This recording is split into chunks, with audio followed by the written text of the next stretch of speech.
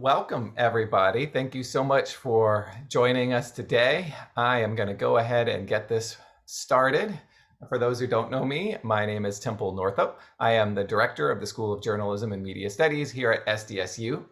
And today is our final Beyond JMS webinar of the semester. And I started these as a platform for professionals to share valuable tips and insights about careers in the media. And I'm so excited to welcome JMS alumna Tina Sturdevant today, who has gone from working here on campus to working at little events like the Super Bowl. But we'll get to her in just a second. Before we begin, although we're gathering virtually here in this space, I'd like to take a moment for our land acknowledgement. A land acknowledgement is a formal statement that recognizes and respects Indigenous peoples as traditional stewards of a given geographic area and the enduring relationship that exists between Indigenous people and their ancestral territories. For San Diego State, we recognize the land as Kumeyaay. For millennia, the Kumeyaay people have been part of this land. The land has nourished, healed, protected, and embraced them for generations to come in a relationship of balance and harmony. As members of the San Diego State community, we acknowledge this legacy, we promote this balance and harmony, we find inspiration from this land, the land of the Kumeyaay. So I think you're going to have a lot of questions today as Tina speaks. We have, I've got some questions for her, but whenever you have questions, you can drop them at any time during this conversation, either in the Q&A box at the bottom of your at the Zoom app. You can put it just in the chat. I'll be looking at that. If you're on Facebook, you can actually write a comment there. So wherever you want, wherever you're joining us from, just drop a comment and drop a question, and I'll be sure to get to it. So don't forget also to tag us on Twitter and Instagram. I'll put the handles in our chat, but it's at SDSU _ JMS or hashtag Beyond JMS. So today I'm super excited to have Tina join us. And there's a funny story about how I know Tina, which has actually been for a few years before I took the job this year at SDSU. Back in 2017, the Super Bowl was in Houston, which is where I was the director of their media school. And with the Super Bowl in town, I knew that there were going to be a lot of heavy hitters in the sports media world all in town at the same time. And so I decided, let me host an event where I invite some of these people to campus to talk to students. And so I reached out to the Bleacher Report to say, hey, who would be in town and would anyone come and talk to students? And I'm sure you can guess where the story is going, but Tina was working at Bleacher Report.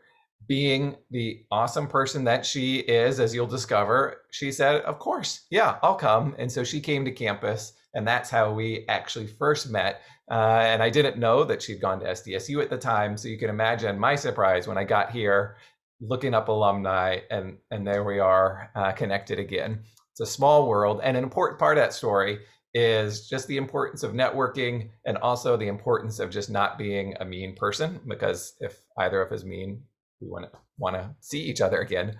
But on to Tina. So if you haven't looked at her background, you're in for a treat. She has worked at huge media companies like Bleacher Report. She's at The Athletic and done so many awesome things. So I want to welcome Tina. So thank you so much for being with us today. And I want to just start with where you are now is at The Athletic. So can you just, say hi to everybody, but then tell us a little bit about what you do now. Yeah, absolutely. So thank you so much, Temple, for inviting me today. And for everybody that's participating today online, this is such a great honor and privilege for me to be talking with state students and alum and folks who are interested in the program. SDSU was just such an awesome experience for me. The program gave me so much and was just such a great starting base for me in my career and all of the learnings that I've taken throughout my career. And so this is just a complete pleasure for me to be joining today. So I am at The Athletic, which is a subscription-based media company, and we are 5 years old. I started here back in September. And so during the pandemic, I've not yet met people. They may just think I'm a hologram, but Temple knows I'm a real person. But here, my role is talent D&I director. And so what I do is I work on behalf of our newsroom on DEI related initiatives, projects, both internally and externally. And so when I think about diversity, equity, inclusion, and belonging in the workplace, I kind of think of it in 4 pillars. And so with that, I'll go into what my job encompasses, and then we can move into questions. But at the top level, thinking about diversity in our pipelines. And so that is, the sports media industry, it's a surprise to no one that it is a male dominated field, a white male dominated field. And so thinking about how, when we are hiring, how are we looking at folks from different backgrounds to be able to tell stories from their perspectives, whether it's from women, somebody may be Black or Latinx or Asian background, people who are LGBTQ plus, people who have seen and unseen disabilities. And so thinking about how are we expanding our pipeline of folks who are potentially working for us in our organization. And then the next step being about onboarding and hiring, and thinking about how we create equitable hiring practices, making sure that our hiring systems is not leading toward bias in our hiring. We conducted a pay equity analysis for our entire staff to ensure that folks from underrepresented groups are not paid outside of pay ranges. We went through a leveling exercise in our newsroom to make sure that our writers and all of our editorial team in general, so that includes editors, audio, including writers, know what level they are scaled at, as well as like the steps that it needs for them to move into the next step of their career.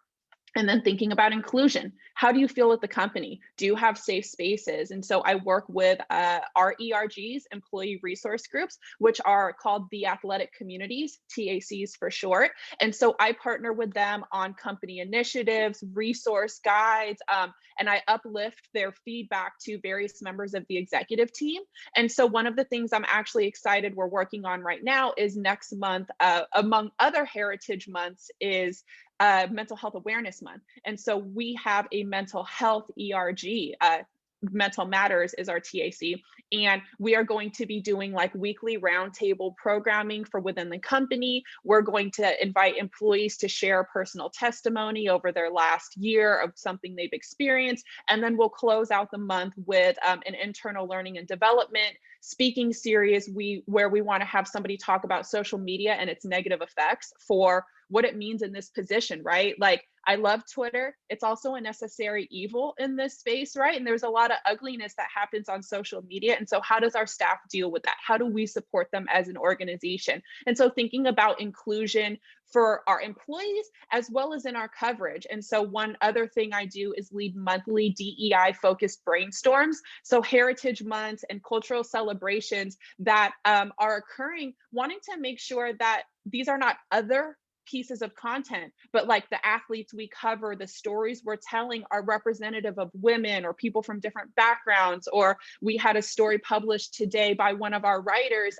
It's Autism Awareness Month now. One of our writers has autistic children. And so he wrote a story about a player on the team that he covers who has who has somebody who's involved in the autism world, and he kind of tied it in with his own sons. And so this is something that, how are we talking about these things to bring more awareness and inclusivity into this media world? And then finally, a greater sense of belonging. So how is the athletic, our employees, our organization interfacing and interacting with the greater sports media community, as well as making sure our employees feel like they belong? And so my role is actually the first DEI focused role that I have ever had and been paid for. This has been something, and most folks, it's typically the after hours labor. It's the work that comes after your 9 to 5. And so because of my extensive media background and work in content and public relations and media relations, I've been able to focus my work with a DEI focus, but still be overall content and newsroom driven. And so that's a brief overview of a lot of the things that I work on and have been working on since I've been here in September. But I'll stop there so that we can, move into more specific questions and, just get along with the conversation. Awesome. Well, thank you so much for that overview. We've already got a question. I'll just tell Austin, we'll get to that question, trust me, in just a little bit, talking about advice and getting a foot in the door. I did just had a couple questions just based on what you talked about right there in terms of what you're doing at the Athletic. Is you mentioned like diversity in the pipeline of talent. What are some things that either you're doing or you've seen done elsewhere that actually makes a difference in bringing up, a more diverse talent pool? Sure. So from like us as a hiring, Yeah. how do I position is it from a hiring perspective or like what students should be doing or both? I was thinking the first, but actually Okay. both. Yeah. Okay, cool. So yeah, for sure. Because one organization that I was part of through SDSU was PRSSA, Public Relations Student Society of America. And so that allowed me and afforded me the opportunity to travel across the country, meet other folks who were interested in the public relations field, and then be able to like network and meet with professionals and other students. And so if someone is from a background that is not of the majority or is an ally or isn't interested in learning about other organizations, there are various journalism and media focused organizations, including like National Association of Black Journalists, Asian American Journalists Association, National Association of Hispanic Journalists, NLGJA, which represents the LGBTQ plus community. There's Awesome, which is Association for Women in Sports Media. There's WISE, it's Women in Sports and Entertainment. And so there are numerous organizations that students can begin getting involved with at a student level to be able to network with professionals and then also meet people who are reflective of their backgrounds or how they identify. And then so from the hiring perspective, flipping it on my side, I have relationships with these organizations. And so I know their sports task force chairs.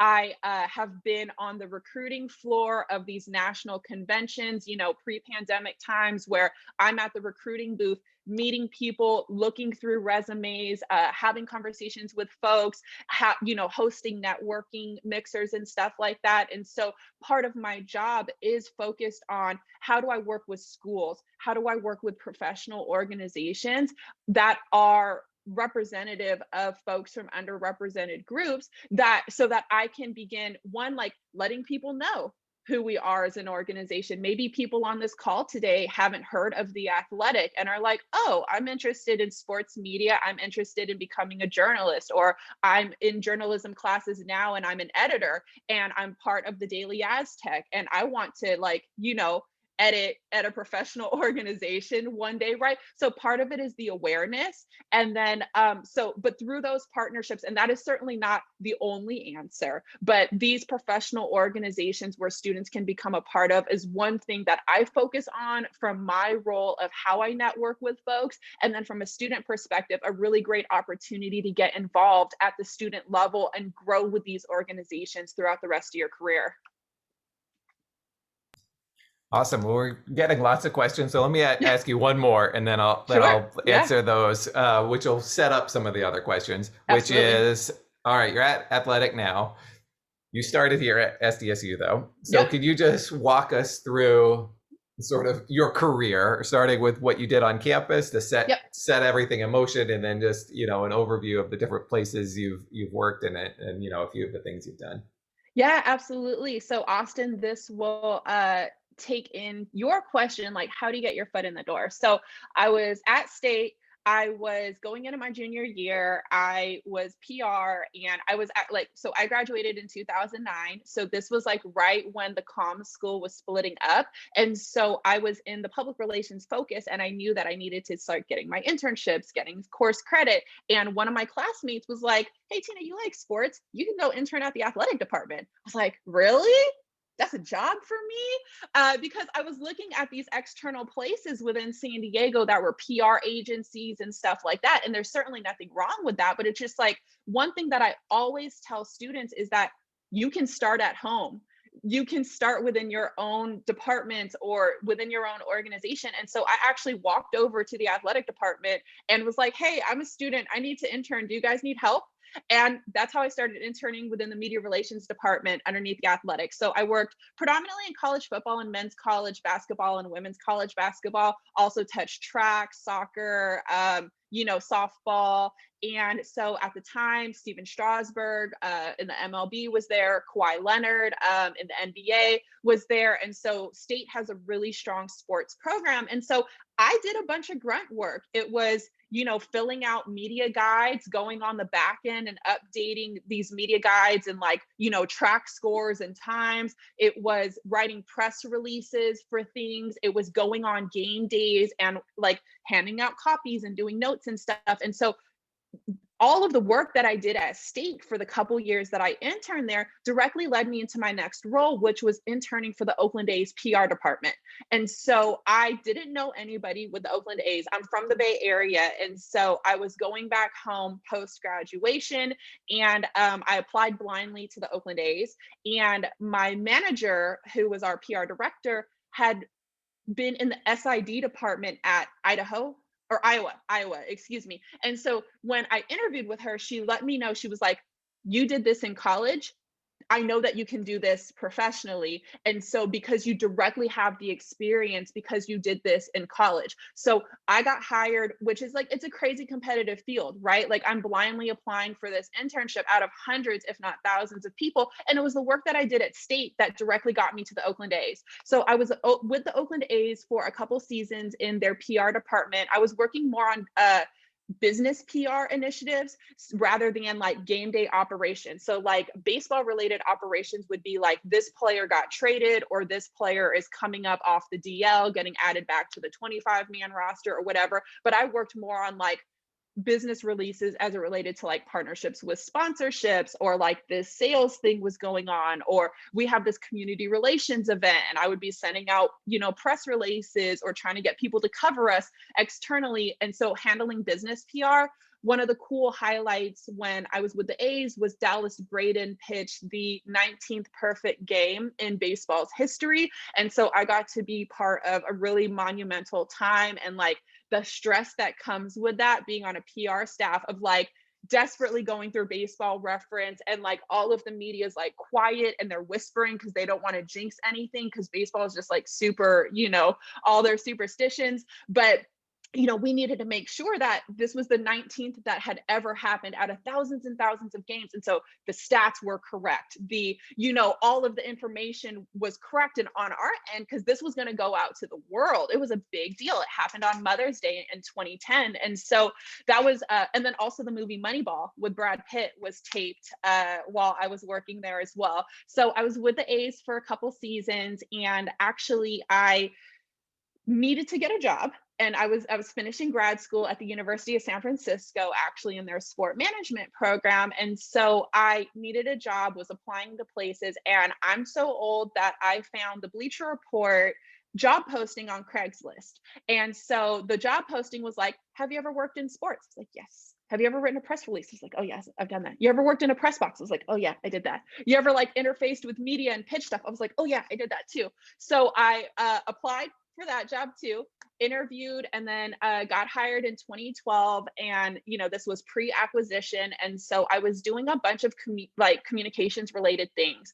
So my role ended up moving into a publicist type role, where we were at that time going from quantity to quality and hiring journalists who were already established in the place, because Bleacher Report had previously been very blogger focused. And then we moved into hiring people who had come from the OC Register or the New York Times or the Miami Herald in an effort to say we're a credible journalism site. So my role was focused on trying to pitch our writers for radio and TV spots, and trying to get them on CNN or local I'm so bad right now. What is it? 1190 AM? What is it? I'm blanking on the sports talk radio here in San Diego right now, which is more of a function of I haven't had to think about it in a while, but I know all the random sports talk radio dials across the country of Des Moines, Iowa, or like, the time zone in Tennessee. Did we know that like Tennessee split Central and Eastern time? And so I've had to do media pitching as it relates to content and then our writers. So trying to get visibility for the content that we produce, the stories we were telling, the projects we were working on, as well as booking our writers on radio and TV. And that actually leads to how I met Temple. So among the many things that I did was I worked on site at events. At Super Bowl, you have Radio Row, which is like thousands of media across the world, and they all have their radio and TV set up booths in these convention halls. And so I would go there for the week leading up to Super Bowl and pitch our writers to talk about the upcoming NFL draft if their team wasn't playing in the game. And then also like, game day conversations. And so booking those. And throughout my time at Bleacher Report, I was there for 6.5 years. So 2012 to 2018, I oversaw media and talent. So the management of our talent, their media calendars, and then also event space. And so like on-site presence at Super Bowl, NBA All-Star games, throwing events there like comedy jams and like fan event activations, also recruiting events. So as I had mentioned, like being on the recruiting floor and hosting networking events for recruiting opportunities at like NABJ's National Convention or AAJA's Summer Convention as well. And so I did events, and then through that role, I also did a lot of DEI work on the side. It was the passion project. It was the thing that was important to me as a woman of color, that being able to get our employees in a, fight for budget, have spaces where we could talk safely and stuff like that. And so I'd always done DEI work on the side. So I moved into brand marketing and then experiential marketing with Bleacher Report in my last couple years as we became more of an event, like an entertainment focused site rather than journalism, and moving into social. And then so after 2018, when I left Bleacher, I dabbled in the tech world for a little bit. I was consulting for a bit, working for Northwestern University's Medill School in San Francisco, and working with undergraduate and graduate students there. And I did that up through, the last year. And then I started at The Athletic. And so that's a whole lot of, a decade's worth of career. Awesome. Thank you so much. So we'll go back to Austin's question, which is just, the advice on how to get your foot in the door. So we heard a lot of it there, starting at home. Are there other things that you can just think of that if you're a junior, even a senior, or whatever age, and you're really interested in getting in sports media, just things that they can do to help position themselves so that when they do apply for a job, that they're presenting a strong case? Yeah, absolutely. So, I mean, one thing that is super important is like you've got the Daily Aztec, right? It is a full-fledged newspaper that comes out. I think it's weekly on Fridays, if it's still the same as when I was there. And so get involved with your student paper if you're interested in writing or journalism in general, like digital media. It is very, very valuable to be working at a paper and understanding deadlines and coverage and all of that stuff, and not just saying like, I have to work in a digital space because I want to move into a digital world, right? So being able to get work and like get reps in, if it's your student paper or pitching freelance articles and saying like, hey, I have this perspective. I'm pitching myself out to these various publications for, maybe you're getting paid $50, maybe you're getting paid $200 for an article. Doing stuff on your own, having your own Medium page, if you're interested in writing and just getting your writing chops up. If you're interested in the broadcast space or maybe podcasting, like, have you gone to the athletic department and asked if you can sit in and learn about how people broadcast games and, learning about things vocally? Have you started your own podcast? What is your angle of your podcast, right? And then understanding, I think one thing that I suggest, and it's kind of like, it's a everything, and then it's like a how do I hone in, is that it is super important, I think, at this stage when you're juniors and seniors, to be able to understand what you like, what you don't like, what you're good at, where you have opportunities to improve, but then like also saying, I'm really passionate about this. though. And so if I'm super interested in analytics, for example, I'm going to really focus in on like statistics, analyzing stats, and like this is my angle.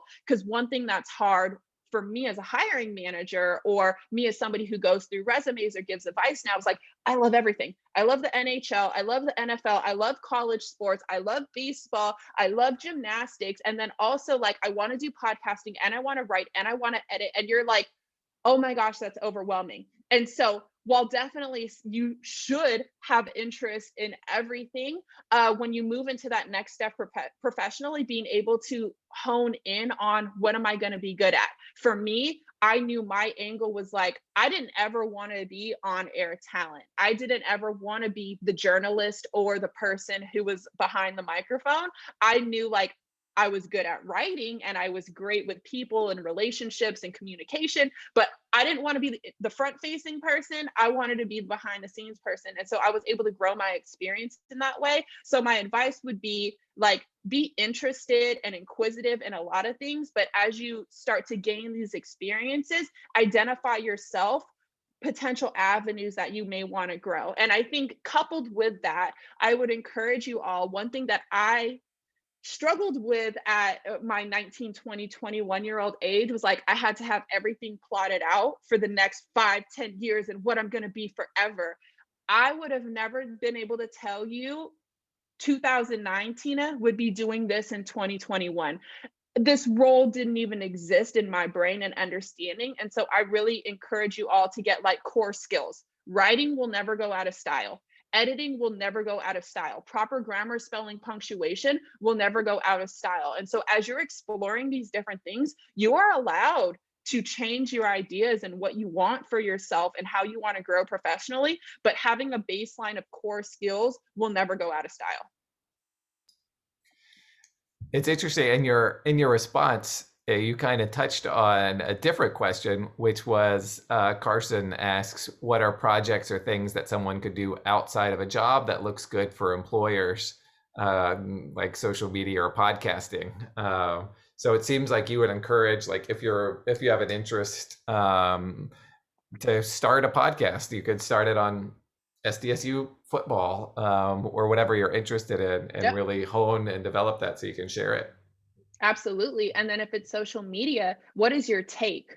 Engage with people, journalists, ask them questions. I would definitely caution, like, understanding that our things on the internet follow us forever. And so, like, if you're like quote tweeting people and like cursing people out, or like being very just ugly as a means to like solicit conversation, that stuff follows you. And so there is the extreme of what things can happen negatively when you're just trying to get some jokes off on behalf of people. But once you move into this space, it's like editors or employers are going to be like scrolling your Twitter feed. And so, like, being conscious of that, but then also completely understanding that you have an opportunity to create a brand for yourself on social media. And so this is something that at any stage of your career, I may be interested in interior design or baking. I can create a whole Instagram account of baking. I can create a whole Twitter feed of like me sharing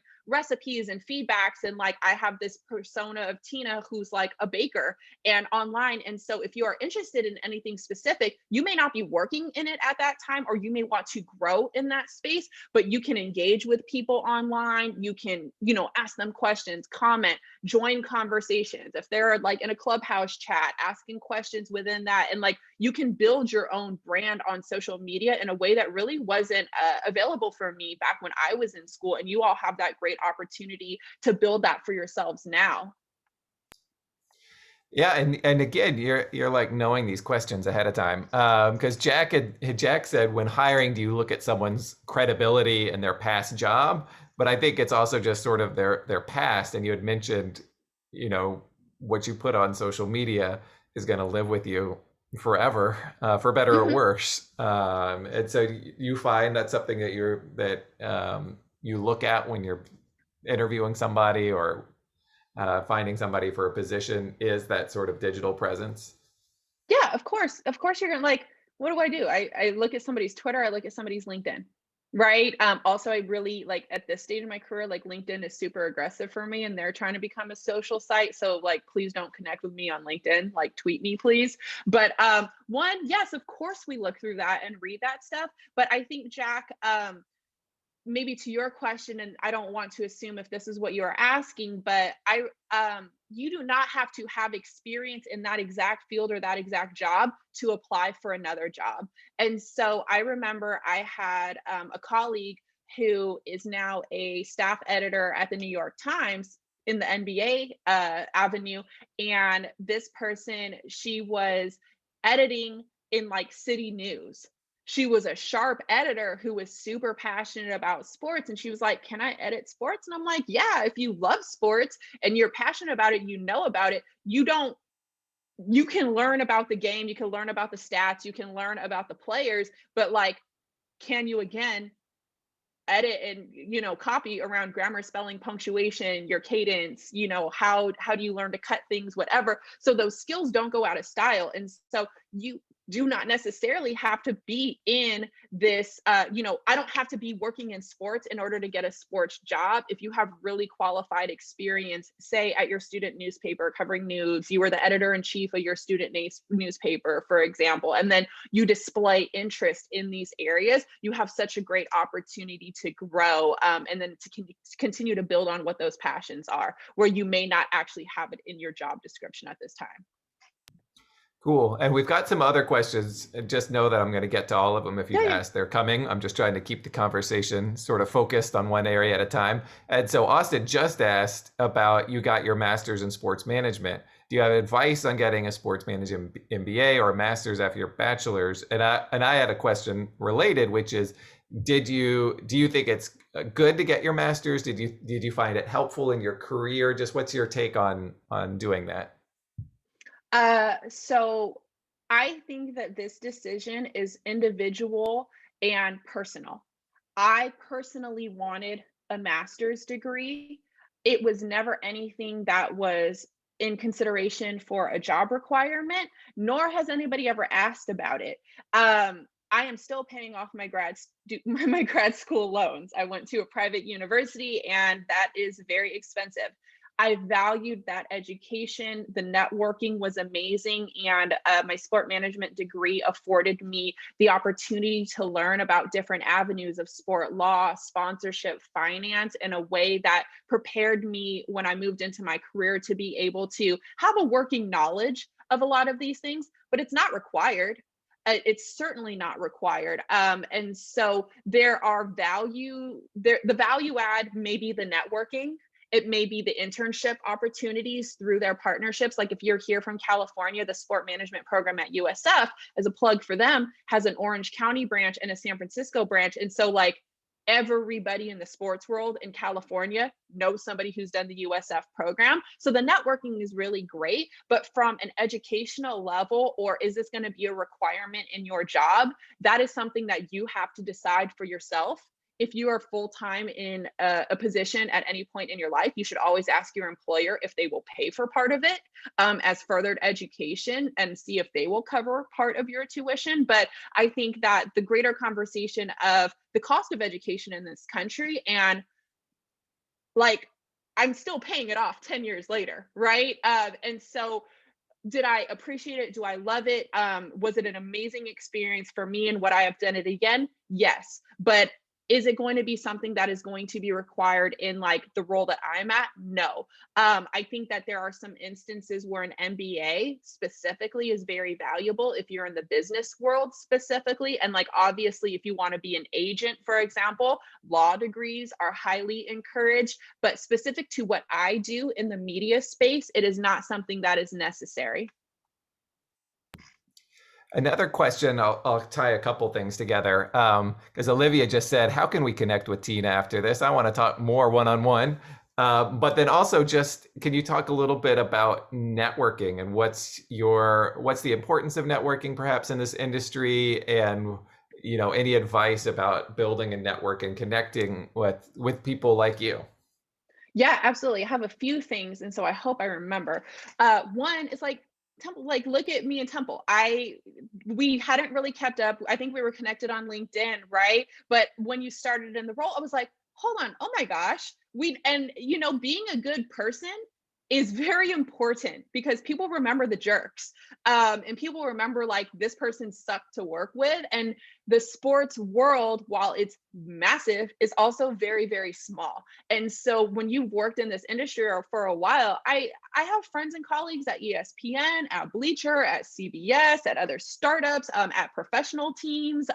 So you end up intersecting with each other. And so the importance of networking is that the industry is small, and so your name carries. And then also there's value because you can come, hey, I worked with you here, like, hey, I met you here, et cetera, et cetera. And like you may be seeing them at an event. I was actually in a training yesterday that this woman looked familiar. And then when she introduced herself, I realized that she was an employee at this organization that we had taken our students from Medill. And I was like, that's how I know you, because I met you when you were speaking to our students, and like completely on this random training yesterday. And so the world is a lot smaller in this digital space.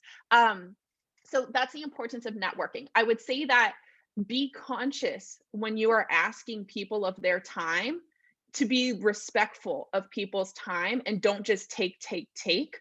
I also like when people ask me specific things. I don't do very well with can you talk about questions. It's like a pet peeve in the media world, right? But also, somebody says to me, hey Tina, can I have 5 minutes of your time to like talk about your background? I'm like, first of all, it's not going to take 5 minutes. It takes 5 minutes to say hello and engage with somebody. And you don't want to just like go in straight. You want to like talk about a person and how is your day and what's going on. So first of all, 5 minutes is introductions. And then second of all, talk about what. I've been doing a lot of stuff across many different fields. And so, like, I really appreciate when people ask me a direct question. I would love to learn how your experience in events got you into here. Or I would love to learn how, when you did this, what were some of the things that you gained from this? Or do you think that you needed a master's degree for this? Like, having a specific question is really valuable because and then also, like, being considerate of like people's time is maybe not everybody can get on a Zoom call with you for 30 minutes. Like I was, if somebody wanted to talk to me last month, for example, in March, I was working on the culmination of a project that had been ongoing for like 9 months. I was working 10-hour days. If you emailed me, I wasn't getting back to you. And it has nothing to do with you. And so I think the awareness of the other side of the coin, being aware that these people are busy, being aware that people are, have meetings and have stuff going on, and it's not a slight to you. And so maybe there's a student who I keep in touch with who actually emailed me yesterday with a specific question and was a follow-up. Emails are great because it's just like, hey, I wanted to catch up. I have this specific question. And it's easier for me to reply sometimes by email than it is for me to hop on a 30-minute call. Another thing that I would suggest to you students as you are networking with people, and then how do you take away from these things? I had this student do this, and it is like what I say, it was the best thing I've ever gotten. And I tell people to do this now. She collects the emails of folks that she has communicated with and sends out a monthly or quarterly email update that we're all BCC'd on, right? So I know it's not like an individual to Tina email. It's like, I know she's sending it to a bunch of people, but it's like, this is this person's updates. And it's broken up like this. It's like, this is what I've been up to. This is what's going on with me personally. These are some of the projects that I've worked on, and like link out to it or whatever if you're interested in seeing it. And then the bottom is a call to action. I would like help with this. I'm interested in linking up with people in this field. If you have any connections, would love this. And so it's like something that, again, I said she sends out every once a month to quarter. And it's like update about me, professional accomplishments, and then call to action /help.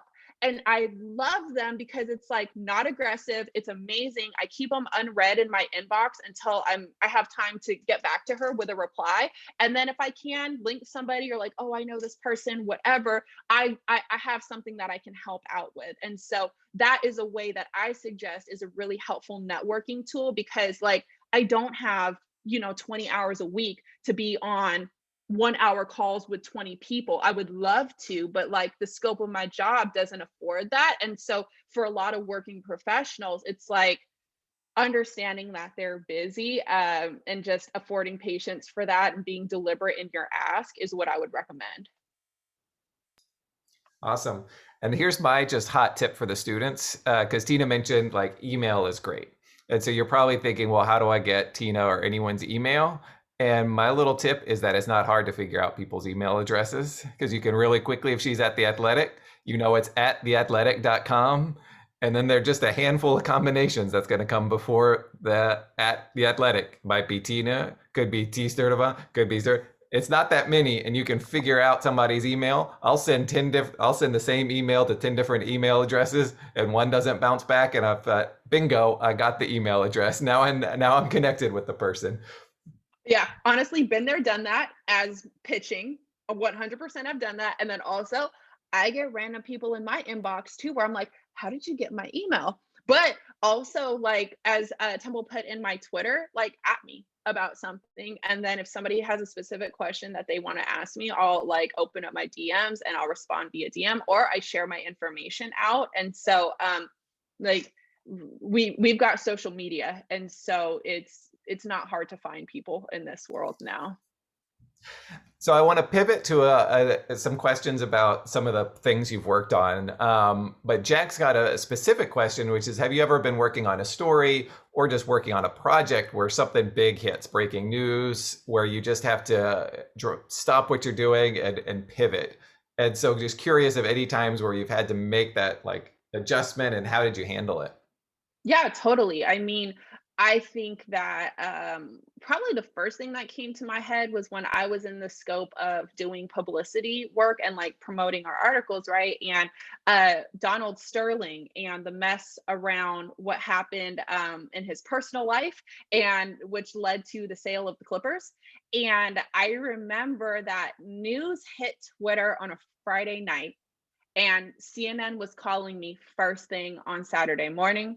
And then, like, I don't even know what time of the year it was, but like everything we were working on, it was like, talk about Donald Sterling, talk about this, talk about implications. And so, and it happens to me in my daily life right now within the scope of my job, is that like clearly I have projects that I'm working on that have to do with like my quarterly goals, or they're bigger projects. And then we have something happen with our employees, or we have, say for example, within the scope of my role in DEI, with the verdict coming out from Derek Chauvin coming out of the killing of George Floyd, I was working on other stuff, right? And then knowing that, like, oh, okay, the jury is now going to deliberations. Okay, now I'm on alert. And then we got the alert on Twitter that was like, oh, they're coming back with a verdict coming soon. I had to hit up my manager, was like, my day's done now.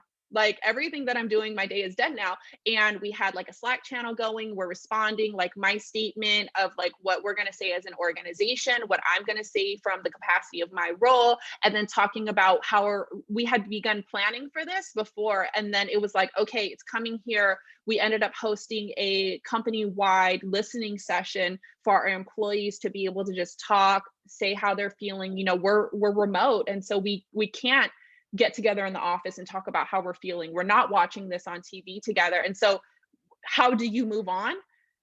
There are things, sometimes priorities come up and you're like, that's what now I'm working on today. Wasn't planning on it. And so time management is important. Organization is important. So, having your documents and understanding like where your stuff is, having your reminder list of, oh, I got to get back to this, or this is due during this time, to allow for better organization for multitasking. Because as a professional, the work that I do, I'm multitasking all day long. And so I do not have the brain capacity to remember anything. So if it is not in my calendar, it doesn't exist. I'm not exaggerating when I say I've got a notebook, I've got Post-its, and then I have on my second screen right here my reminders that I added 2 reminders today of some I remembered last night in bed that I was supposed to follow up with somebody from some documents they were supposed to send me. And then I was like, oh, I haven't gotten it. I was supposed to get it on Tuesday.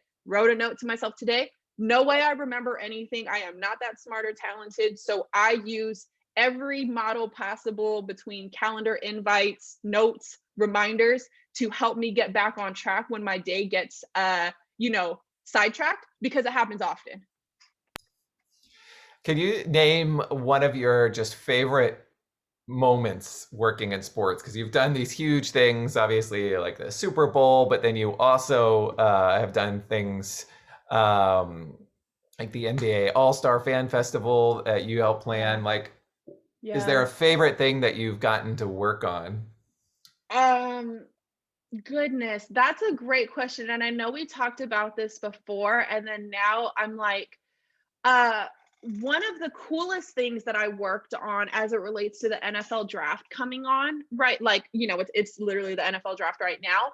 I was on an 8-month project with this organization called Student Sports, who's based out of the LA area, and they work underneath Nike for their grassroots football, focused on high school football athletes. So the opening has these regionals for the top 3, 4, 5-star recruits across the country to compete, and then hope to get invited to the openings, Elite 11 for the quarterback finals, and then the opening finals on Nike's campus, to be able to have about 150 athletes, top high schoolers across the country participate. They're hoping to get college scholarship offers. And so you have like, Najee Harris, who, went in the draft last night, who was somebody who we worked closely with on this project. And so one of the most fulfilling, and like, I had never done something like this before, was planned out an 8-month long activation in cities across the country. And like,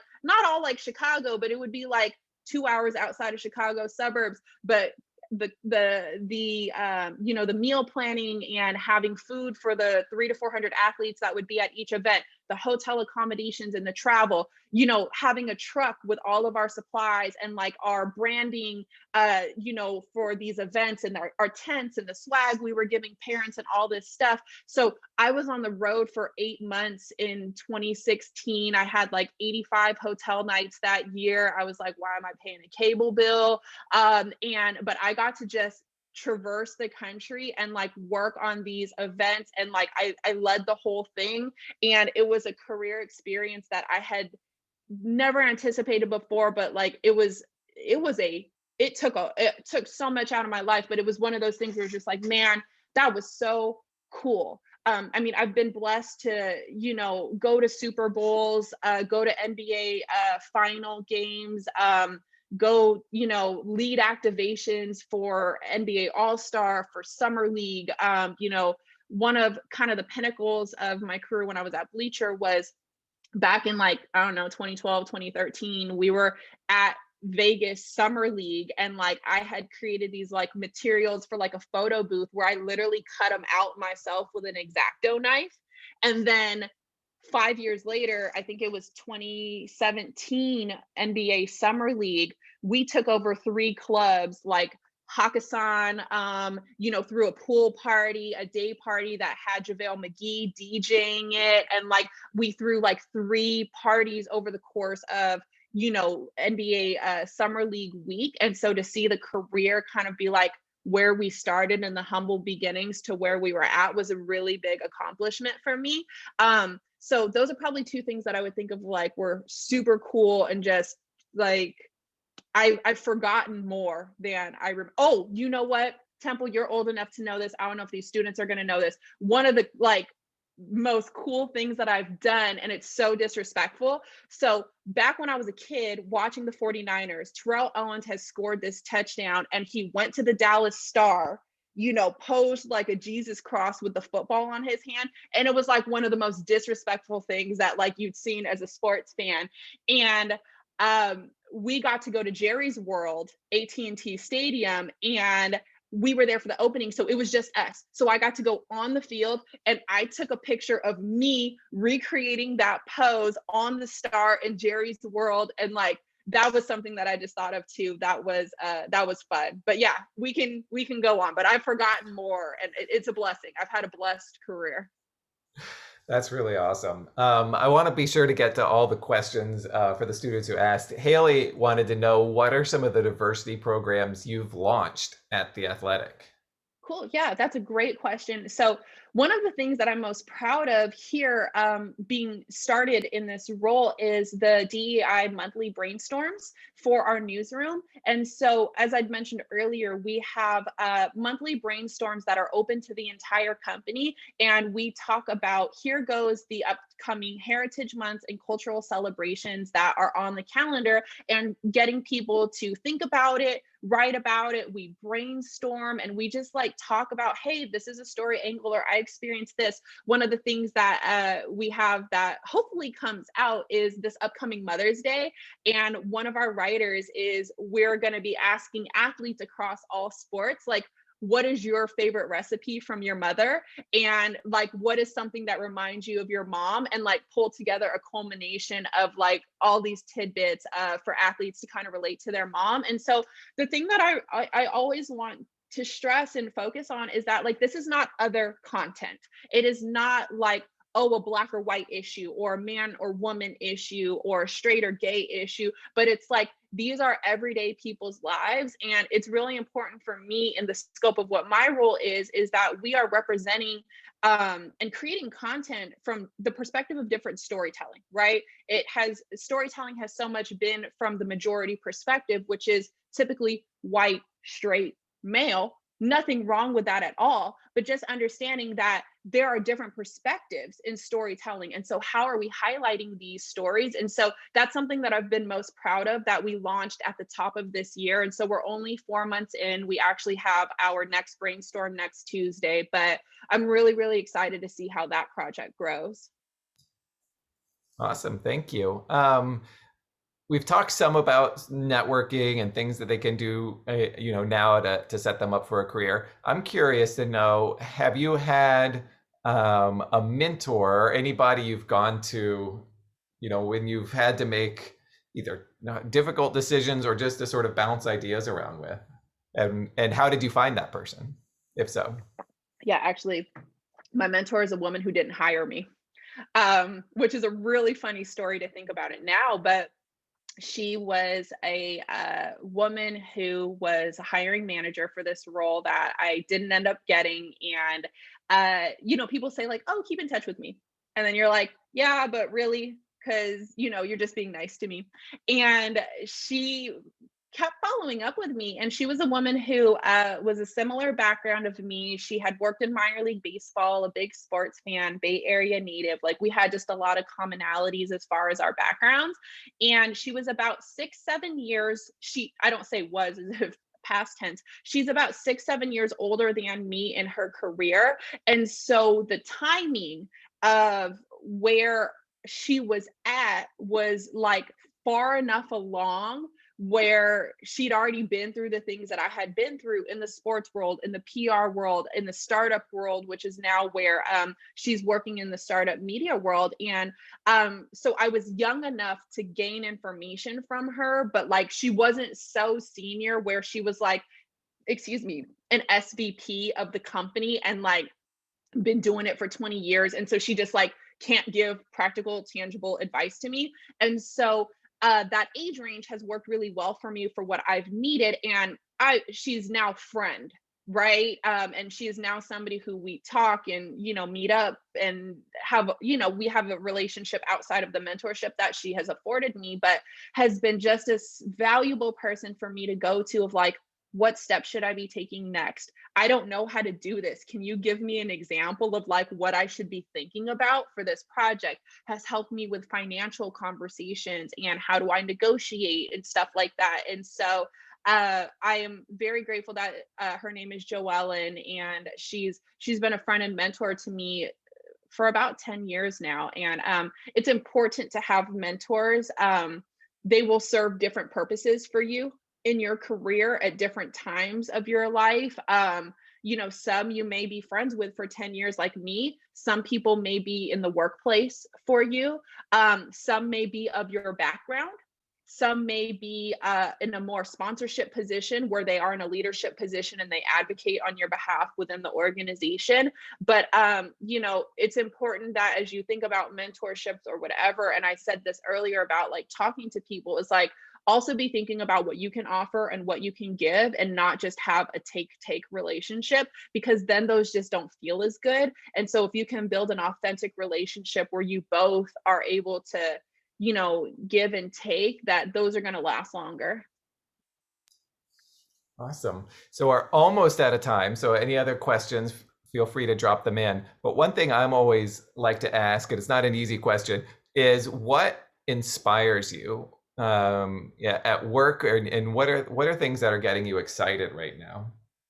Oh, that's a great question. Man, I'm at this stage of life now. I think through age, I'm 33, through therapy, something that I've been doing actively since I think 2018 now, that I'm in this space now where I understand what advocacy means for myself and for others. I really spent my 20s like all over the place. Like, take this job, okay, we're going to keep doing this. Like, I wasn't thinking about how do I create a career path for myself, or how do I think about like what does this lead to the other. And I'm in this stage of life now where I am able to look outside of myself a little bit more and think about what would I have needed when I was at this stage of life. And so, or personally and professionally. And so I'm really grateful that in the function that I serve here at the Athletic and the role that I serve, I get to think about that. I get to think about, we're launching management training for our organization as a whole, and thinking about, you need to, like, your manager has the biggest impact on your day-to-day experience at work.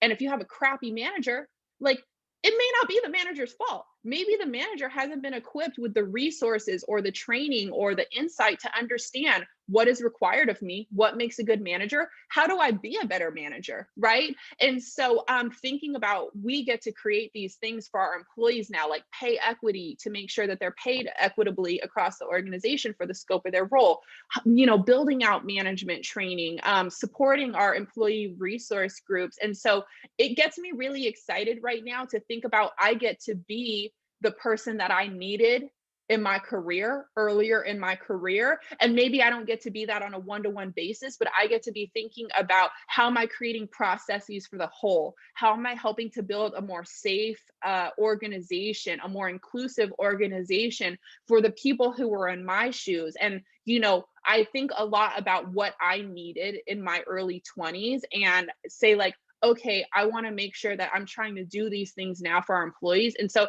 that's what gets me really excited and I'm very passionate about in this role. And then also, to close on that too, is like thinking about opportunity and representation for folks who may not have previously had access because you came from this background or have this education or don't have the education, or you are of this demographic or this, this background, making sure that, how am I thinking about including you and creating access for you is something that I'm afforded through this role. And that is something that is also so important to me.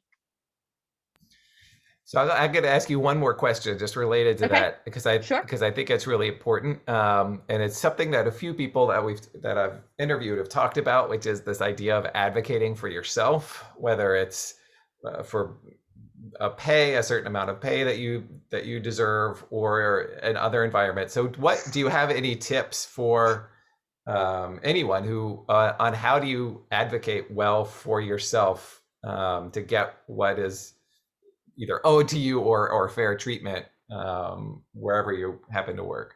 Yeah, absolutely. So I'll go over probably three things. One is that all of us deserve and should be afforded a safe workplace. So if something feels off, you should not have to sit in that. You should not have to be like, putting other people's comfort before your own. So that is something that is really important, is to think about like, I deserve a voice and I deserve to feel safe at work. That's really, really important.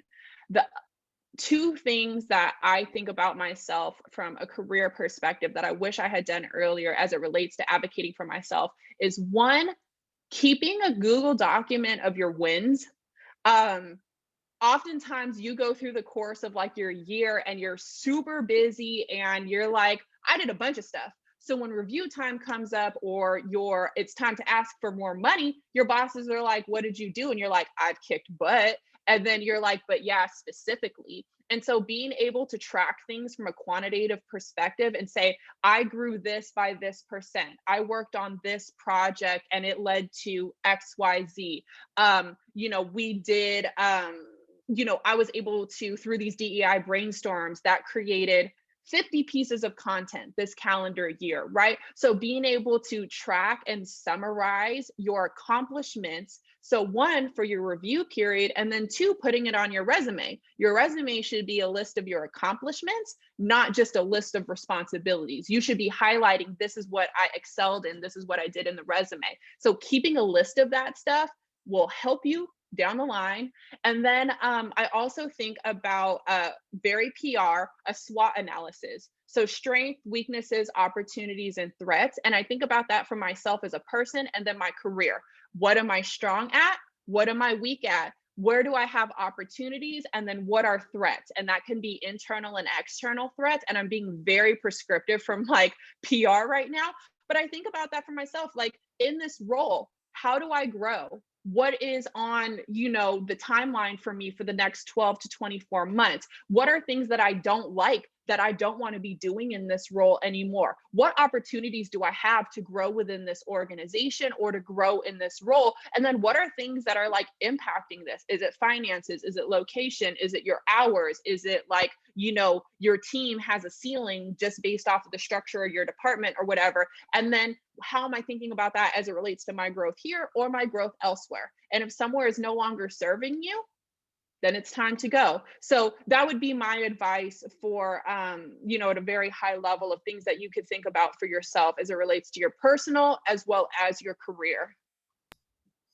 Awesome. Well, that is a fantastic way to end today. But then also, we're wrapping up the spring semester. So that idea of advocating for yourself as it starts as a student and as so many are graduating and headed into careers. So thank you, Tina, so much for joining us today, taking time out of your busy schedule. I know is so appreciative of that. It's great to connect again in San Diego, and hopefully you'll be able to visit us on campus once we're back in person, because I know the students would love to meet you. Oh yeah, absolutely. Thank you, Temple. Thank you for the students for your engagement today, and then also just all your great questions. Temple had put my Twitter in there, but like, hit me up on Twitter. And then yeah, once things are back, like I definitely hope to visit campus and then the JMS school. And so thank you all for your time. Have a wonderful weekend. Stay safe. But thank you for this opportunity. It was such an honor and pleasure to be able to speak with our Aztec family. Awesome. Thank you so much, and have a wonderful day, everybody. Bye-bye. See you, everyone. Bye.